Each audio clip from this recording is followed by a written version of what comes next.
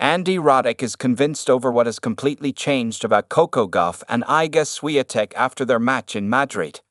Chapter 15 of the Coco Gauff and Iga Swiatek rivalry took place on Thursday, and it was a significant one. In just 1 hour and 4 minutes, Gauff emerged victorious courtesy of an emphatic 6-1 win to reach the Madrid Open final. Gauff has now won her last 3 meetings against the Pole on 3 different surfaces: indoor hard courts, outdoor hard courts, and now clay. After losing 11 of her first 12 matches against Iga Swiatek, Gauff seems to have found a winning formula, which Andy Roddick discussed on his podcast. What does Andy Roddick think has changed in the Coco Gauff and Iga Swiatek rivalry? Coco Gauff has been dominated for most of her rivalry with Swiatek, and of the 11 defeats to the former world number 1, Gauff failed to claim a set. But the last 3 meetings the tables have turned, and it is Gauff has won each of those matches without dropping a set. On the latest episode of his Serve podcast, Andy Roddick has credited an improvement in Gauff's serve and forehand when playing Swiatek that has resulted in her recent success against her rival. A lot of this is about Coco's serve and Coco's forehand and where she is playing. She is playing ahead in the rally point, Roddick said.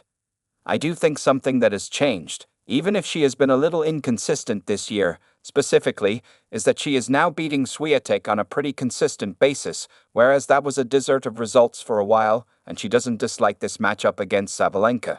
She likes it as much as you can, like going against someone who is so dominant. So from a confidence perspective, she is then doing better in these matchups. I don't put too much stock in the before and after in Madrid. Her game should translate to this surface. She has to play that backhand to Sabalenka's forehand. She can't go toe-to-toe and hit 2 or 3 balls to the same spot. That is when Sabalenka gains on you. How many times has Coco Gauff beaten Iga Swiatek? Swiatek and Gauff have played 15 times, and despite her recent success, it does not make for good reading for the 2023 US Open champion.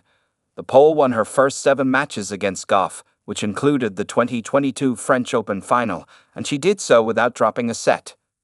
Gauff finally claimed her first victory against Swiatek at the 2023 Cincinnati Masters, and she went on to win the tournament before claiming the US Open title weeks later.